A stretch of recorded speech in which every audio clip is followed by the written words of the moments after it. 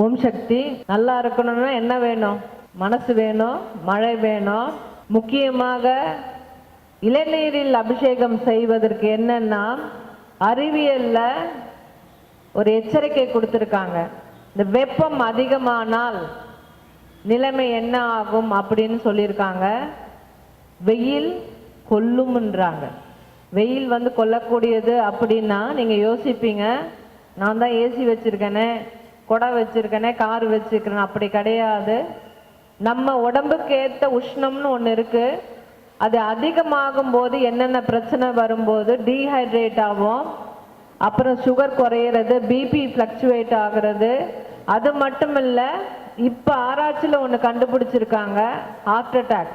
மிக மிக முக்கியமாக மழை வேண்டும். வெப்பம் அதிகமானால் நோய் அதிகமாகும், அம்மை நோய் அதிகமாகும் குறிப்பாக. அதனால தான் அந்த காலத்தில் அந்த பருவ மாற்றத்துக்காக ஆடி மாதம் நம்மளுக்கு கஞ்சி ஊற்றி கூழ் ஊற்றி அம்மாவை கேட்குறாங்க. தெய்வத்தின் கருணை இல்லாமல் மழை பெய்யாது.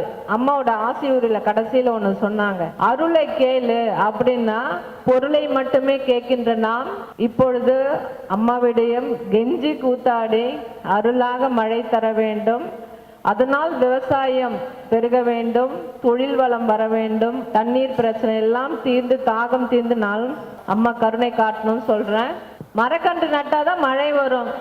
தயவு செய்து உங்க குழந்தைங்களை நேசிச்சிங்கன்னா மரக்கன்றுகள் வைங்க. ஏன்னா அவங்க சுவாசம் இல்லாம இருக்க முடியாது, நீர் இல்லாமல் இருக்க முடியாது. குழந்தைங்க கல்வி வேணும், நோய் இல்லாம இருக்கணும், வேலை கிடைக்கணும் அப்படின்னா அந்த மூல மருந்தத்தை எந்த வடிவத்தில் எழுதணும்?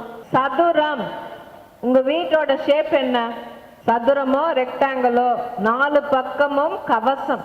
குழந்தைங்களுக்கு ஆடி மாசம் வரும் வரை கண்டிப்பாக இளநீரை கொடுங்க. அம்மா சொன்ன அறிவுரை 2 தான். ஐஸ்கிரீம் வேண்டாம், சாக்லேட் வேண்டாம். உங்க குழந்தைங்களுக்கு நீங்களே ஸ்லோ பாய்சன் குடிப்பீங்களா? கூடவே கூடாது. சாக்லேட் அவாய்ட் பண்ணுங்க. பல்லும் காப்பாற்றப்படும், சொல்லும் காப்பாற்றப்படும், உங்களுடைய குழந்தைகளும் அடிக்ஷன் இருக்க மாட்டாங்கன்னு சொல்லி இதெல்லாம் அழகாக சொல்லி கொடுத்த அம்மாவுக்கு நன்றி.